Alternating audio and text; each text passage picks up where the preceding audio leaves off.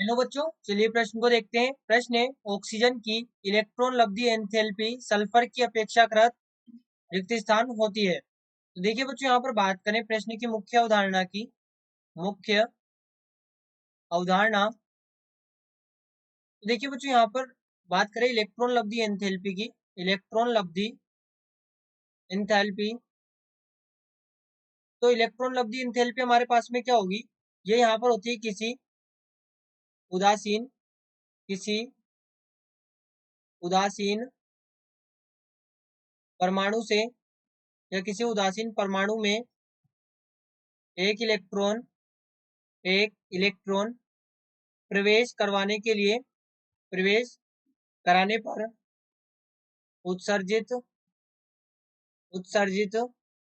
ऊर्जा, ये यहाँ पर इलेक्ट्रॉन लब्धि एंथैल्पी कहलाती है। अब देखिए, यहाँ पर ऊर्जा उत्सर्जित हो रही है, इसलिए इलेक्ट्रॉन लब्धि एंथैल्पी क्या होगी? ऋणात्मक होगी। इलेक्ट्रॉन लब्धि एंथैल्पी ऋणात्मक होगी, और जितनी आसानी से इलेक्ट्रॉन प्रवेश करेगा उतनी ज्यादा उत्सर्जित होगी ऊर्जा। तो जितनी आसानी से इलेक्ट्रॉन यहाँ पर प्रवेश करेगा उतनी ही अधिक ऋणात्मक भी होगी, क्योंकि आसानी से जब प्रवेश करेगा तो उत्सर्जित ऊर्जा भी अधिक होगी, यानी कि ऋणात्मक भी अधिक होगी। अब हम बात करें यहाँ पर ऑक्सीजन और सल्फर की। तो ऑक्सीजन हमारे पास में होता है O8, जिसका इलेक्ट्रॉनिक विन्यास होता है 1s2 2s2 2p4। वहीं पे जो सल्फर है, सल्फर H16 होता है, जो होता है 1s2 2s2 2p6 3s2 3p4।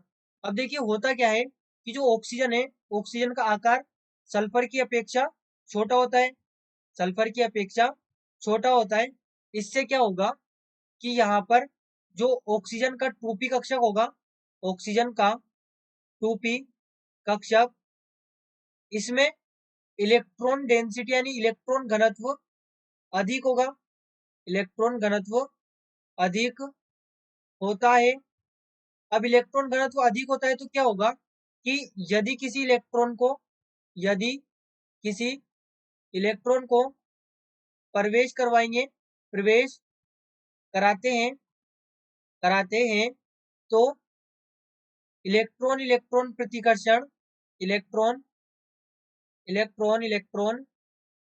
प्रतिकर्षण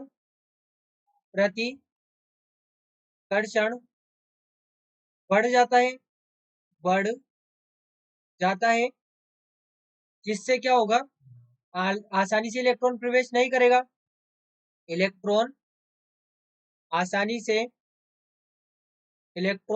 से प्रवेश नहीं कर पाता। और जब इलेक्ट्रॉन आसानी से प्रवेश नहीं कर पाएगा तो यहाँ पर हम जानते हैं कि जो इलेक्ट्रॉन लब्धि एंथैल्पी होगी वो भी कम ऋणात्मक होगी, क्योंकि जब इलेक्ट्रॉन आसानी से प्रवेश नहीं करेगा तो कम ऊर्जा उत्सर्जित होगी। कम ऊर्जा उत्सर्जित होती है, यानी कि जो इलेक्ट्रॉन लब्धि एंथैल्पी है वो भी कम ऋणात्मक होगी।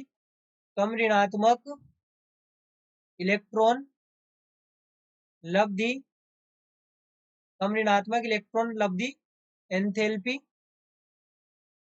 एंथैल्पी होगी। यानी कि हम क्या कह सकते हैं कि जो ऑक्सीजन की इलेक्ट्रॉन लब्धि एंथैल्पी है सल्फर की अपेक्षा कम ऋणात्मक होगी। कम ऋणात्मक